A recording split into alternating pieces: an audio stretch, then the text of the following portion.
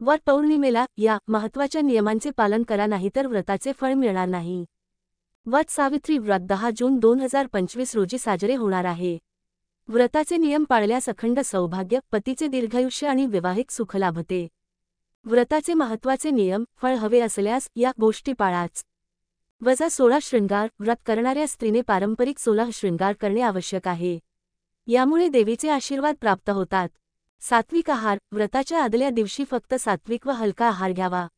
मसालेदार, लसूण, पिठाच्या पदार्थांपासून दूर राहा। शुद्धता ठेवा: शरीर, मन आणि वस्त्र या तिन्ही पातळ्यांवर शुद्धता राखणे गरजेचे आहे।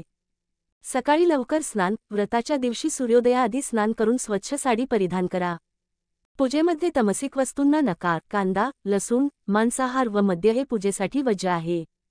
ब्रह्मचर्य पाळा: या दिवशी शारीरिक संबंध वज्ज आहेत। ब्रह्मचर्याचे पालन करणे आवश्यक आहे। सकारात्मक विचार ठेवा: मनात कोणताही राग, द्वेष किंवा नकारात्मकता बाळगू नका। वडाची पूजा: वडाच्या झाडाभोवती सूत्र फिरवून पूजा करा व नमस्कार करून आशीर्वाद घ्या। कथा श्रवण करा: व्रतानंतर सत्यवान सावित्रीची कथा ऐकणे अत्यंत आवश्यक आहे।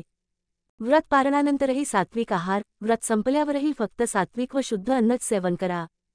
ब्राह्मण भोज व दक्षिणा: व्रताच्या समाप्तीनंतर ब्राह्मणाला भोजन व दक्षिणा देणे पुण्यकारक ठरते। मनाची निर्मळता जपा: व्रताच्या प्रत्येक क्षणी मन, शांती, भक्तिभाव आणि श्रद्धा ठेवणे आवश्यक आहे। क्रोध टाळा: व्रताच्या दिवशी शांत राहणे हेच खरे व्रताचे लक्षण आहे।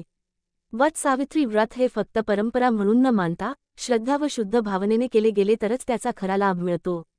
या नियमांचे पालन करून प्रत्येक स्त्री आपल्या वैवाहिक जीवनात सुख, समृद्धी आणि सौभाग्याचे शुभफळ नक्कीच अनुभवू शकते। तर या वट सावित्री पौर्णिमेला करा नियमांचे पालन आणि मिळवा अखंड सौभाग्याचे वरदान।